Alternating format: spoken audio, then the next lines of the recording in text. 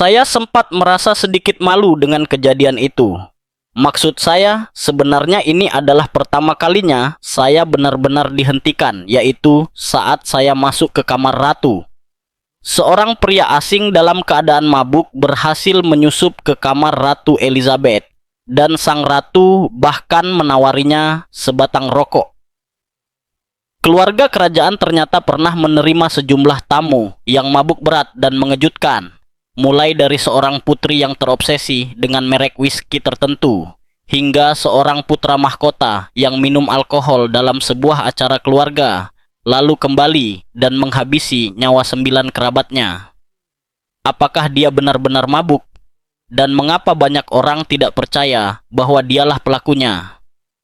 Mari kita telusuri bersama para tamu paling mabuk yang pernah hadir dalam sejarah keluarga kerajaan. Kunjungan mabuk ke Ratu Peristiwa ini terjadi sesaat setelah pukul 7 pagi di Istana Buckingham pada bulan Juli 1982.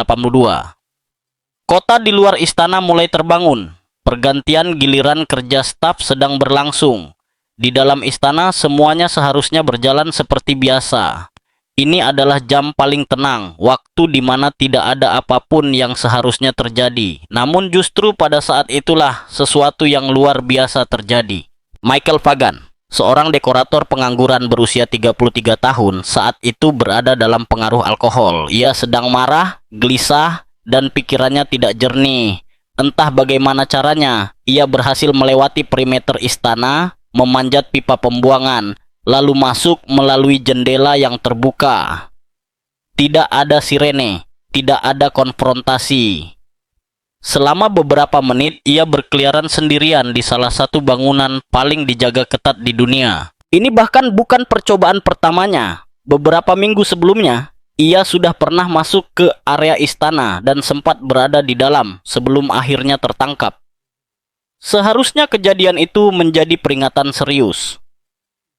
Namun pagi itu, celah-celah keamanan justru saling bertumpuk tanpa disadari.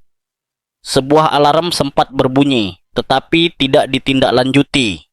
Polisi bersenjata yang seharusnya menjaga apartemen kerajaan sudah menyelesaikan giliran tugasnya. Seorang pelayan yang mungkin bisa mencegah kejadian ini sedang berada di luar, mengajak anjing corgi milik ratu berjalan-jalan. Fagan akhirnya sampai di ruang duduk pribadi ratu dan memecahkan sebuah asbak, melukai tangannya. Jejak darah tertinggal di sepanjang jalannya saat ia terus melangkah maju. Kemudian ia membuka pintu kamar tidur. Ratu Elizabeth II terbangun dan mendapati seorang pria asing berdiri di dalam kamarnya. Saat itu pukul 7.15 pagi. Ratu segera menekan tombol alarm di samping tempat tidur. Tidak terjadi apa-apa. Ia menekannya lagi. Tetap tidak ada respons. Tidak ada penjaga yang datang, tidak ada bantuan yang berlari masuk. Maka, ia melakukan satu-satunya hal yang bisa ia lakukan. Ia tetap tenang. Ia berbicara dengannya. Ia membuat pria itu terus berbicara. Fagan tampak emosional, berbicara tak terarah tentang hidupnya, kekecewaannya, dan kondisi mentalnya. Sang ratu berfokus menjaga situasi agar tidak berubah menjadi kekerasan sambil membeli waktu ketika sistem keamanan gagal menjalankan tugasnya. Akhirnya, ia berhasil menghubungi pusat sambungan istana. Seorang pelayan masuk ke kamar dan terdiam karena tak percaya dengan apa yang dilihatnya. Beberapa saat kemudian, petugas keamanan akhirnya tiba dan membawa Fagan keluar dari kamar tidur ratu. Ratu tidak mengalami luka fisik, tetapi kerusakan sudah terlanjur terjadi. Insiden ini meledak menjadi skandal nasional. Pertanyaan diajukan di parlemen. Prosedur keamanan istana ditinjau ulang.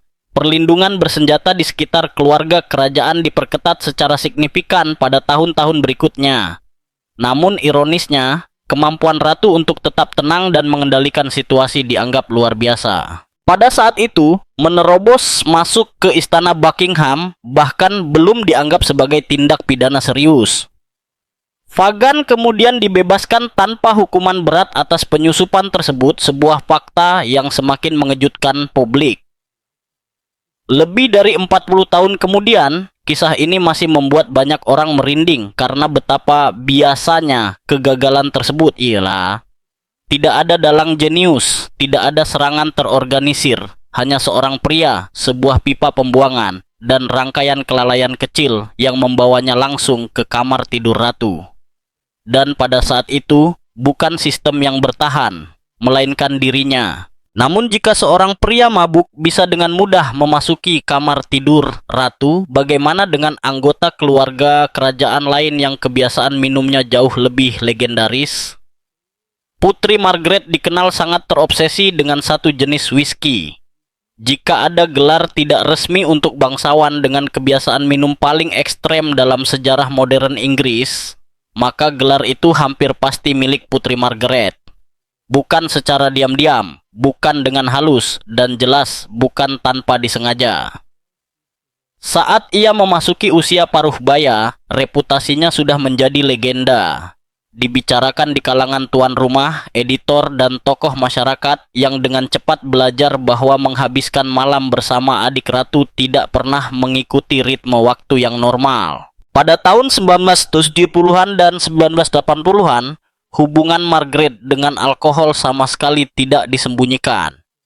Kebiasaan itu terlihat jelas, berlangsung terus-menerus, dan bahkan mangtin ritual. Dalam biografi yang ditulis Craig Brown pada tahun 2017, kebiasaan minum tersebut tidak digambarkan sebagai skandal, melainkan sebagai sesuatu yang rutin. Whisky muncul berulang kali, terutama merek favoritnya, Famous Grouse.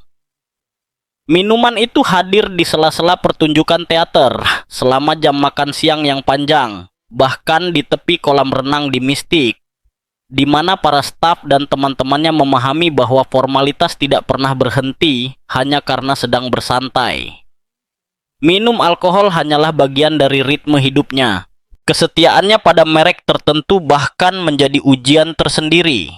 Saat berlibur di Corfu pada tahun 1980-an, Margaret menerima undangan makan malam dari seorang tuan rumah tetangga. Sang tuan rumah yang ingin menjamu dengan sempurna, berkeliling pulau untuk mengumpulkan semua jenis whisky yang bisa ia temukan. Ketika Margaret tiba, koleksi itu dipresentasikan dengan bangga. Namun, satu botol tidak ada, Famous Grouse.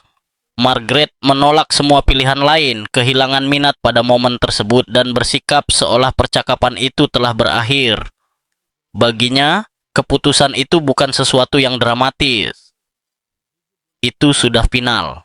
Bagi orang luar, yang mengejutkan bukanlah seberapa banyak ia minum, melainkan daya tahannya. Mantan editor Vanity Fair, Graydon Carter, merasakan hal ini secara langsung ketika mengatur sebuah jamuan makan malam di New York melalui teman bersama. Aturannya jelas dan melelahkan. Para tamu tidak boleh duduk sebelum Margaret tiba. Mereka juga tidak boleh pulang sebelum ia pergi. Aturan ini mungkin masih bisa ditoleransi jika malam itu berjalan normal. Namun kenyataannya tidak demikian. Margaret menetap, ia merokok, ia minum, ia tetap tinggal. Waktu terus berlalu tanpa tanda-tanda bahwa acara akan segera berakhir. Para tuan rumah mulai gelisah. Para tamu melirik jam tangan mereka dan menghitung kemungkinan pulang, meski tahu etiket tidak mengizinkannya. Suasananya tidak ekstrem. Margaret tidak bersikap ramah, berlebihan maupun dingin. Ia hanya menguasai ruangan tanpa terburu-buru, tanpa terganggu, dan sepenuhnya mengendalikan jalannya waktu malam itu. Menjelang larut malam, ketegangan akhirnya pecah ketika seorang tamu yang berniat menunjukkan sikap hormat secara tidak sengaja menyentuh kaki Margaret. Reaksinya langsung dan dramatis, membuat suasana ruangan membeku. Insiden itu memperkuat kesan tentang betapa tertutupnya dunia keluarga kerajaan. Ketika akhirnya ia pergi setelah lewat tengah malam, para tamu yang tersisa merasa bukan lega, melainkan terkejut. Seolah mereka baru saja melewati sesuatu, bukan sekadar menghadiri sebuah jamuan. Semua ini tidak muncul begitu saja. Margaret tumbuh dalam lingkungan kerajaan di mana alkohol dianggap hal biasa, disajikan secara rutin, dan jarang dipertanyakan. Ayahnya, Raja George VI, dikenal sering minum di malam hari. Jamuan makan siang dan malam formal selalu disertai alkohol sebagai bagian standar. Bagi Margaret, whisky bukanlah bentuk pemberontakan, itu adalah warisan. Menjelang akhir hidupnya, kebiasaan minum Putri Margaret bukan lagi rahasia atau gosip, itu adalah bagian terbuka dari identitas publik dan pribadinya. Yang membuat banyak orang gelisah bukan hanya jumlah alkohol yang ia konsumsi, tetapi betapa mulusnya kebiasaan itu menyatu dengan kehidupan kerajaan, mengungkap sebuah budaya di mana perilaku berlebihan bisa tersembunyi di depan mata, selama disajikan dalam gelas kristal dan mengikuti aturan. Lalu, dari mana kebiasaan itu bermula? Jadwal minum sang Queen Mother memberi jawabannya. Menjelang waktu makan siang di Clarence House, sang Queen Mother sebenarnya sudah jauh menjalani harinya. Bukan rapat atau korespondensi yang mengisi pagi hari, melainkan ritual. Menurut para sejarawan yang mempelajari kehidupan internal rumah tangga kerajaan, hubungannya dengan alkohol bukanlah kekacauan atau kebiasaan tersembunyi, melainkan sesuatu yang terstruktur, dapat diprediksi, dan dijalani tanpa rasa bersalah. Dalam catatan sejarah domestik monarki yang ditulis Adrian Tinniswood pada tahun 2018, digambarkan sebuah rutinitas yang hampir tidak berubah selama puluhan tahun. Tepat tengah hari, bahkan sebelum makan siang disajikan, Queen Mother memulai minuman pertamanya. Campuran Dubonnet dan gin disajikan dengan takaran pasti dan cukup kuat tanpa basa-basi. Para staf mengetahui perbandingannya dengan jelas. Ini bukan saran, melainkan jadwal tetap. Setelah itu, hari berjalan dalam beberapa tahap. Makan siang disertai anggur merah, seringkali jenis klaret yang berat. Kadang-kadang port menyusul. Semua ini tidak dianggap berlebihan. Beginilah cara jamuan berlangsung. Mayor Colin Burgess, salah satu perwira yang pernah menyiapkan minuman untuknya, kemudian mengenang betapa mudahnya ia menghabiskannya. Pada pertemuan pertama mereka, sang Queen Mother dikabarkan menghabiskan hampir 1,5 botol anggur merah tanpa seremoni atau tanda-tanda terganggu. Itu bukan sebuah pertunjukan, bukan pula sesuatu yang dibuat-buat. Semua itu terasa wajar. Seiring berjalannya sore, selalu ada momen berikutnya yang dinanti. Sekitar pukul 6 petang, Queen Mother biasanya akan bertanya apakah sudah waktunya memasuki apa yang ia sebut sebagai jam ajaib. Itu adalah isyarat yang sudah dipahami semua orang. Setelahnya, martini pun disajikan bukan 1, biasanya 2. Barulah makan malam menyusul. Queen Mother mengenakan semanggi di kerah bajunya. Para perwira menyematkan simbol yang sama di topi mereka. Makan malam itu ditemani 1 atau 2 gelas sampanye rosé. Pola ini begitu tertanam hingga para staf seakan bisa menyetel jam mereka berdasarkan rutinitas tersebut. Yang membuat kisah ini terus diingat bukan hanya soal jumlah minuman, melainkan hasil akhirnya. Meski puluhan tahun mengonsumsi alkohol setiap hari, Queen Mother tetap hidup hingga usia 101 tahun, wafat pada Maret 2002. Umur panjangnya menjadi bagian dari mitos keluarga kerajaan, sering dikutip sebagai bukti bahwa kenikmatan rutin dan daya tahan hidup bisa berjalan berdampingan. Para dokter mungkin memperdebatkan penjelasan ilmiahnya, tetapi urutan waktunya tidak terbantahkan. Kisah ini tidak berhenti pada dirinya saja. Kebiasaan tersebut membentuk lingkungan rumah tangga kerajaan. Putrinya, Ratu Elizabeth II, mewarisi selera yang sama, terutama untuk gin dan Dubonnet. Sang ratu menyukai minuman itu disajikan dalam gelas rendah dengan es batu bulat, bukan kotak. Detail kecil yang dipilih untuk meredam suara di dalam gelas. Bahkan kesederhanaan pun memiliki karakter tersendiri. Bagi Queen Mother, itu mungkin hanya hari kerja biasa, tetapi ia sadar betapa istimewanya hari tersebut bagi orang-orang yang ditemuinya. Seiring waktu, minuman itu begitu lekat dengan sosok para matriark kerajaan hingga memesan Queen Mother di bar yang kompeten hampir selalu menghasilkan gin dan Dubonnet. Sampanye juga memegang peran penting. Kecintaan Queen Mother pada Veuve Clicquot Rosé Vintage begitu besar hingga ia menjadi klien pribadi paling berharga bagi merek tersebut. Fakta ini saja sudah menggambarkan skala dan konsistensi preferensinya. dijalani dengan tenang selama bertahun-tahun, bukan dipamerkan di depan publik. Jika dilihat secara keseluruhan, rutinitas ini lebih menyerupai potret kehidupan daripada skandal. Ini bukan perilaku ceroboh yang disembunyikan di balik tembok istana. Ini adalah tradisi, kenyamanan, dan kendali yang dijaga dengan ketelitian hampir militer. Queen Mother tidak minum untuk melarikan diri dari hari yang dijalaninya. Ia minum sebagai bagian dari cara hari itu disusun. Dan melalui kebiasaan itu, ia meninggalkan gambaran kehidupan kerajaan yang jauh lebih manusiawi daripada yang sering dibayangkan orang. Meski Queen Mother minum setiap hari selama bertahun-tahun, ia tetap hidup melewati usia 100 tahun. Namun, apalagi yang sebenarnya disembunyikan keluarga kerajaan tentang hubungan mereka dengan alkohol. Contohnya, ketika Istana Buckingham diam-diam merilis gin mereka sendiri, peluncuran itu tidak diposisikan sebagai gaya hidup mewah atau simbol kemewahan kerajaan. Produk tersebut hadir sederhana, dijual sekitar 40 pelalus, dan berakar langsung dari kebun istana. Tanaman botani yang digunakan ditanam di lahan yang sama dengan tempat para turis berjalan setiap musim panas. Gin tersebut terjual habis dengan cepat, bukan karena keluarga kerajaan tiba-tiba membicarakan soal minuman, tetapi justru karena mereka tidak pernah melakukannya. Keheningan itu sendiri adalah bagian dari pola. Royal Collection Trust sejak lama memperlakukan makanan dan minuman sebagai warisan, bukan kebiasaan pribadi. Jus apel Highgrove, kalkun Sandringham, dan kini gin dari Istana Buckingham, semuanya dipresentasikan sebagai perpanjangan dari pengelolaan lahan, bukan selera individu. Pesan yang disampaikan selalu hati-hati, produknya berbicara, orang-orangnya tidak. Di balik layar, pendekatan terhadap alkohol selalu dirancang dengan penuh perhitungan dan kerahasiaan. Ketika sampanye dikirim menjelang pernikahan Pangeran William dan Catherine, botol-botol itu dikemas dalam kantong sampah hitam agar tidak menarik perhatian paparazzi. Pilihan botolnya penting, tetapi visibilitasnya tidak.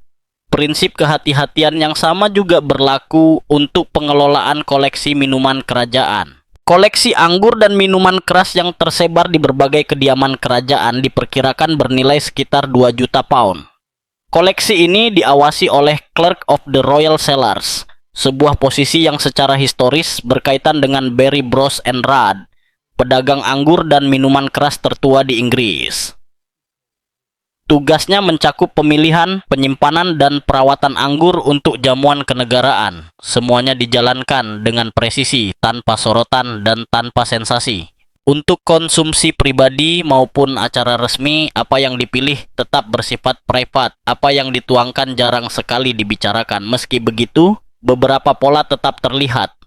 Saat ini, 9 rumah sampahnya memegang Royal Warrant, sebuah pengesahan resmi yang menandakan mereka telah lama menjadi pemasok bagi rumah tangga kerajaan. Daftar namanya terdengar seperti jajaran Prestige, Bollinger, G.H. Mumm, Krug, Lanson, Laurent Perrier, Louis Roederer, Moet and Chandon, Paul Roger, dan Pep Clicquot. Ini bukan kemitraan biasa. Royal Warrant diberikan dengan sangat selektif dan ditinjau secara berkala. Paul Roger khususnya menjadi merek yang erat kaitannya dengan pernikahan kerajaan modern. Magnum Paul Roger Brut Reserve disajikan pada pernikahan Pangeran William tahun 2011, pernikahan Pangeran Harry tahun 2018, serta pernikahan Putri Eugenie di tahun yang sama. Pengulangan ini bukan kebetulan. Dalam simbolisme kerajaan, konsistensi sangat penting. Mengganti merek bisa memunculkan pesan yang lebih baik dihindari oleh istana. Di saat yang sama, generasi kerajaan berikutnya menghadapi dunia yang jauh lebih terbuka. Suami Putri Eugenie, Jack Brooksbank, bekerja langsung di industri minuman. Ia menjabat sebagai duta merek Casamigos, merek tequila yang didirikan bersama oleh George Clooney. Hal ini menjadi pengingat bahwa meskipun konsumsi pribadi keluarga kerajaan tetap tertutup, kedekatan mereka dengan merek-merek mewah terus berkembang. Benang merah dari semua ini adalah kendali. Keluarga kerajaan memang minum alkohol. Mereka memiliki selera dan pemasok tetap. Namun, Kebiasaan itu dikelola dengan disiplin yang sama seperti aspek kehidupan lainnya. Visibilitas ditekan seminimal mungkin, tradisi ditekankan, dan potensi berlebihan disamarkan di balik pengaturan logistik. Karena itu, ketika sebotol Buckingham Palace Gin muncul di rak toko, kesannya terasa baru tetapi tidak membongkar apapun. Produk itu tidak melanggar aturan tak tertulis, justru menegaskannya. Keluarga kerajaan tidak sedang mengundang publik masuk ke ritual pribadi mereka. Mereka hanya menawarkan potongan kecil yang dikemas rapi, disaring melalui warisan, pengendalian diri, dan sedikit misteri yang membuat orang terus penasaran. Keluarga kerajaan sangat menjaga rahasia kebiasaan minum mereka, bahkan sampai menyembunyikan pengiriman sampahnya dalam kantong sampah. Namun, ada satu anggota kerajaan yang membawa kewaspadaan terhadap alkohol ke tingkat ekstrem. Kedengarannya lebih seperti kisah film mata-mata daripada protokol kerajaan. Apa sebenarnya yang begitu ia khawatirkan? Pangeran Charles diketahui bepergian dengan perlengkapan martini miliknya sendiri selama bertahun-tahun jauh sebelum mahkota resmi berpindah tangan. Pangeran Wales dan Duchess of Cornwall memiliki reputasi di lingkaran internal kerajaan sebagai penikmat minuman, bukan untuk pertunjukan publik, melainkan sebagai bagian dari gaya hidup mereka. Reputasi ini terbawa hingga Charles naik takhta dan terus membentuk cara orang memahami ritme pribadi kehidupan kerajaan. Selera Charles selalu spesifik, bukan pamer. Di Highgrove, kediamannya di Gloucestershire, edisi khusus whisky favoritnya, Laproaig Single Malt berusia 12 tahun, pernah dijual, mengaitkan namanya dengan salah satu whisky Skotlandia paling khas. Rasanya kuat, berasap, dan sama sekali tidak ditujukan untuk pemula. Pilihan ini saja sudah menunjukkan bahwa ini bukan soal citra. Kebiasaan martininya bahkan lebih mencerminkan kepribadiannya. Charles menyukai martini yang sangat basah, dengan perbandingan gin dan vermouth yang seimbang. Saat bepergian, ia tidak menyerahkan hal ini pada kebetulan. Bahan-bahannya dibawa dalam koper khusus oleh petugas pengamanan, sebuah langkah pencegahan untuk menghindari kemungkinan perusakan. Gambaran ini terasa ganjil, namun nyata. Calon raja melintasi perbatasan dengan perlengkapan martini yang dijaga layaknya dokumen negara. Hubungan Camilla dengan alkohol selalu bersifat lebih sosial dan terbuka. Ia tumbuh di lingkungan yang akrab dengan anggur. Ayahnya bekerja sebagai pedagang wine, dan kemudian Camilla menjadi presiden Wine of Great Britain, sebuah peran yang mencerminkan minat sekaligus pemahamannya. Bagi Camilla, wine adalah budaya, bukan seremoni. Ia menjadi bagian dari percakapan, bukan sekadar pelengkap makan malam. Perbedaan ini semakin jelas ketika melihat generasi berikutnya. William dan Harry tumbuh dewasa di tengah iklim media yang sangat berbeda. Tahun-tahun awal kehidupan dewasa mereka terdokumentasi secara intensif, menandai babak baru hubungan keluarga kerajaan dengan sorotan publik. Seringkali sorotan media terasa tidak nyaman. Masa-masa William gemar berpesta di klub malam pada awal 2000-an melahirkan kisah-kisah berlebihan yang kemudian menjadi legenda. Salah satunya adalah koktail teatrikal yang terkenal di klub Mahiki, London, disajikan dengan kembang api dan penuh atraksi. Minuman itu bahkan masih tercantum di menu hingga kini dengan harga yang meningkat karena nilai nostalgia. Namun, fase itu tidak berlangsung lama. Dalam beberapa tahun terakhir, William terlihat lebih memilih minuman sederhana seperti sari apel, menandakan perubahan yang jelas dalam kebiasaannya. Harry mengambil langkah lebih jauh dengan menjauh dari alkohol sepenuhnya, terutama saat Meghan mengandung putra mereka, Archie. Sebuah perubahan yang ia ceritakan secara terbuka di kesempatan lain. Sementara itu, hubungan Kate dengan alkohol menjadi semakin senyap. Teman-temannya menyebutkan bahwa meski dahulu ia sesekali menikmati segelas anggur, momen seperti itu kini jarang terjadi. Penekanan jelas beralih pada pengendalian diri. Yang menarik, perubahan ini kini disadari secara terbuka. Baru-baru ini, William tampil bersama aktor Eugene Levy dalam sebuah video promosi dengan nada bercanda yang mengakui citra dan masa lalunya tanpa berlebihan. Momen tersebut terasa ringan dan alami, bukan defensif. Jika ditarik garis lintas 3 generasi, kebiasaan minum keluarga kerajaan menunjukkan perjalanan halus dari ritual dan rutinitas ke tontonan hingga hampir pantang sama sekali. Perubahan ini mencerminkan monarki yang beradaptasi dengan pengawasan modern. Minuman masih ada, hanya saja bukan lagi pusat cerita. Sementara keluarga kerajaan Inggris menyesap sampanye dan bercanda tentang mabuk bersama bintang Hollywood, pesta minum di keluarga kerajaan lain justru berakhir dengan tragedi paling mengerikan dalam sejarah kerajaan modern. Namun, apakah alkohol benar-benar penyebabnya? Alkohol dan tragedi di jamuan kerajaan Nepal. Ketika pertemuan Jumat malam dimulai di Istana Narayana-Hiti, Nepal, tak ada satupun tanda bahaya. Saat itu Mei 2001 dan suasananya mengikuti tradisi. Hanya anggota keluarga kerajaan yang hadir, tanpa pelayan, tanpa pengamanan, tanpa orang luar. Acara ini dimaksudkan santai, hampir biasa menurut standar kerajaan. Putra mahkota Dipendra, berusia 29 tahun dan pewaris takhta, mengambil peran aktif sejak awal malam. Ia menawarkan diri menuangkan minuman. Musik mengalun dari pemutar CD di dekat ruang biliar tempat para bangsawan muda berkumpul. Queen Mother berada di ruangan lain bersama teman-temannya, sementara percakapan mengalir ringan antar ruangan. Dari luar, malam itu tampak seperti kebersamaan keluarga yang tenang. Sekitar 45 menit kemudian, Dipendra keluar dengan tenang. Saat itu, kepergiannya nyaris tak diperhatikan.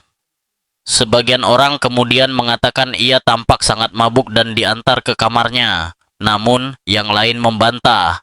Seorang paman bersikeras Dipendra terlihat jernih, bahkan menyebut ia tidak minum karena whisky favoritnya tidak tersedia. Perbedaan pendapat ini kelak menjadi salah satu dari banyak detail yang tak pernah benar-benar terpecahkan. Tak lama kemudian, Raja Birendra tiba dengan suasana hati yang baik.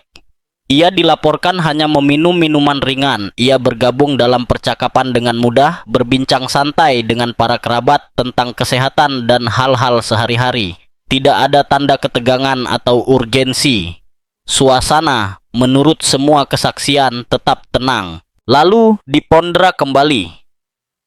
Ia muncul mengenakan pakaian bergaya militer, membawa 2 senapan serbu. Para saksi kemudian menggambarkan bagaimana ruangan seketika membeku. Ia berjalan langsung ke arah ayahnya. Tidak ada pertengkaran, tidak ada peringatan, tidak ada kata-kata. Ia mengangkat senjata dan menembak.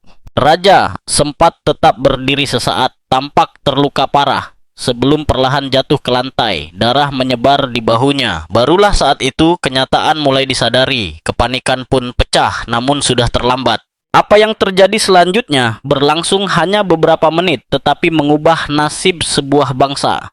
Dipendra bergerak dari satu ruangan ke ruangan lain, menembaki anggota keluarganya sendiri. Ibunya, Ratu Aishwarya, saudara laki-laki dan perempuannya, serta kerabat dekat lainnya. Secara keseluruhan, 9 anggota keluarga kerajaan tewas. Beberapa lainnya mengalami luka-luka. Salah satu yang selamat, Rajesh Shahi, kemudian berbicara secara terbuka tentang apa yang ia saksikan. Kesaksiannya segera diperkuat oleh korban selamat lain yang dihubungi secara terpisah, mengonfirmasi inti peristiwa tersebut. Pembunuhan itu dilakukan dengan sengaja, sistematis, dan pelakunya adalah sang putra mahkota sendiri. Pada akhirnya, Dipendra mengarahkan senjatanya ke dirinya sendiri. Ia tidak meninggal seketika. Ia jatuh dalam keadaan koma dan secara resmi dinyatakan sebagai raja meskipun tidak sadarkan diri. Sebuah formalitas konstitusional yang suram dan berlangsung selama 3 hari. Ia meninggal dunia pada 4 Juni 2001. Setelah kejadian itu, berbagai pertanyaan bermunculan. Mengapa ia meninggalkan pesta? Apakah alkohol berperan, ataukah ada motif yang lebih dalam terkait konflik pribadi atau ketegangan politik? Penyelidikan resmi menyimpulkan bahwa Dipendra bertindak sendirian, namun di mata publik, keraguan tidak pernah benar-benar hilang. Dalam hitungan menit, monarki Nepal berubah selamanya, dan rasa aman yang selama ini melekat pada kehidupan kerajaan ikut lenyap. Banyak saksi tidak sepakat mengenai apakah putra mahkota dalam keadaan mabuk atau sadar ketika menembak ayahnya. Namun, apa yang terjadi setelahnya menunjukkan bahwa ini bukan sekadar kehilangan kendali sesaat. Pertanyaannya pun muncul, mengapa ia terus kembali? Ia keluar dan masuk ruangan berkali-kali untuk menyelesaikan aksinya. Saat Dipendra kembali ke ruangan, jelas terlihat bahwa ada sesuatu yang berubah. Para saksi kemudian menekankan betapa tenangnya ia tampak. Tidak ada langkah goyah, tidak ada gerakan kacau, tidak ada tanda kebingungan. Ia berjalan lurus menuju ayahnya dengan tujuan yang jelas, dalam keheningan. Rentetan tembakan pertama memecah suasana. Salah satu saksi bereaksi spontan dengan menutup telinganya dan memejamkan mata.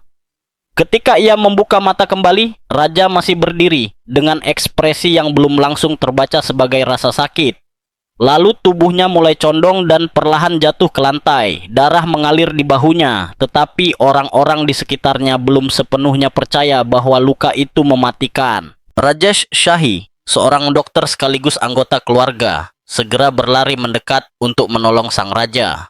Untuk sesaat, masih ada harapan bahwa semuanya bisa berhenti, bahwa keadaan masih bisa dikendalikan. Namun itu tidak terjadi. Dipendra meninggalkan ruangan. Jeda yang terjadi setelahnya singkat, namun sangat mencekam. Ketika ia kembali, para saksi memperhatikan detail yang akan membekas seumur hidup mereka. Topi militernya ditarik rendah, sebagian menutupi matanya. Gerakannya terkendali, langkahnya mantap. Ia kembali menembak. Ia bergerak di dalam ruangan dan menembak lebih banyak kerabat termasuk 2 paman dan seorang bibi. Lalu ia keluar lagi. Setiap kali ia pergi, muncul harapan rapuh bahwa semuanya telah berakhir. Setiap kali ia kembali, harapan itu hancur. Saat Dipendra masuk kembali untuk terakhir kalinya, ia mendekati mereka yang sudah terluka atau tergeletak tak bergerak di lantai. Dari jarak dekat, ia kembali menembak dengan sistematis. Ia lalu berbalik ke arah saudara perempuannya, Shruti, yang sedang membungkuk menolong suaminya yang terluka, dan menembaknya juga. Polanya sangat mengerikan dalam ketelitiannya. Masuk, menembak, keluar, lalu kembali. Masuk terakhir adalah yang paling menghancurkan. Dipendra kembali menargetkan mereka yang telah ia tembak sebelumnya, memastikan tidak ada yang selamat. Pada titik ini, ruangan telah berubah menjadi lautan kekacauan. Darah dan ketidakpercayaan bercampur. Tak seorang pun yang hadir mampu menyelaraskan sosok yang mereka kenal dengan apa yang mereka saksikan. Pada satu momen, Dipendra mengarahkan senjatanya ke sepupunya, Paras. Untuk alasan yang hingga kini tidak jelas, ia tidak menarik pelatuk. Paras selamat, yang lain tidak. Di luar, di taman istana, jasad Ratu Aishwarya dan Pangeran Nirajan kemudian ditemukan. Bagaimana mereka bisa berada di sana tetap menjadi salah satu dari banyak pertanyaan yang tak terjawab malam itu. Pembantaian di Istana Narayan Hiti berlangsung hanya beberapa menit, tetapi dampaknya bersifat permanen. Putra mahkota menghabisi nyawa 9 anggota keluarganya sendiri, namun menyelamatkan satu sepupu yang memohon agar hidupnya diampuni. Apakah itu cukup untuk membuat satu bangsa tetap percaya bahwa ia tidak bersalah? Hingga kini, banyak warga Nepal menolak sepenuhnya mempercayai bahwa putra mahkota adalah pelaku tunggal. Pada hari-hari setelah tragedi di istana kerajaan, negara itu berjuang memahami apa yang baru saja terjadi. Seorang raja tewas, seorang ratu tewas, putra mahkota sekarat. 9 anggota keluarga kerajaan lenyap dalam satu malam. Bagi negara kecil yang terjepit di antara India dan Tiongkok, guncangannya sangat besar, dan penjelasan resmi justru menambah kegelisahan. Penyelidikan resmi dilakukan dengan cepat dan menyimpulkan bahwa putra mahkota Dipendra yang diduga berada di bawah pengaruh alkohol dan dalam kondisi emosional tidak stabil melakukan pembunuhan tersebut sebelum menembak dirinya sendiri. Ia ditemukan dalam kondisi kritis dan dilarikan ke rumah sakit militer. Berdasarkan konstitusi Nepal, ia dinyatakan sebagai raja meski tidak sadar. Selama sekitar 2 hari, negara itu secara teknis memiliki seorang raja yang tidak bisa berbicara, bergerak, atau memerintah. Ia meninggal tak lama kemudian tanpa pernah sadar kembali. Namun keyakinan publik tidak pernah benar-benar tenang. Bagi banyak warga Nepal, penjelasan tersebut terasa tidak lengkap. Dipendra dibesarkan sebagai prajurit yang disiplin dan dikenal sebagai putra yang baik. Gagasan bahwa ia membunuh kedua orang tuanya dan sebagian besar keluarganya sendiri sangat sulit diterima, bahkan dengan adanya kesaksian langsung. Motif yang paling sering disebut, perselisihan terkait pernikahan yang ingin ia jalani, terasa terlalu sederhana untuk menjelaskan skala kekerasan tersebut. Pertanyaan tentang karakter pun muncul. Dipendra dikenal sebagai sosok pendiam dan terkendali, sementara sepupunya, Paras, yang selamat justru memiliki reputasi mudah meledak. Bagi banyak orang, peran itu terasa terbalik. Tidak adanya pelayan dan pengamanan malam itu, akibat tradisi lama kerajaan, semakin memperkuat kesan bahwa terlalu banyak hal berjalan salah sekaligus. Hingga hari ini, kesimpulan resmi tidak berubah. Dipendra tetap disebut sebagai satu-satunya pelaku. Tidak ada versi alternatif yang berhasil dibuktikan. Namun kebenaran emosional jauh lebih rumit daripada kebenaran hukum. Jika Dipendra benar-benar cukup mabuk untuk membunuh keluarganya, bagaimana ia bisa mempertahankan ketepatan mematikan, namun tetap menyisakan satu sepupu? Dengan Raja, Ratu, Dipendra, dan adiknya telah meninggal, siapa yang paling diuntungkan? Dan mengapa tidak pernah ada penyelidikan serius terhadap tersangka alternatif?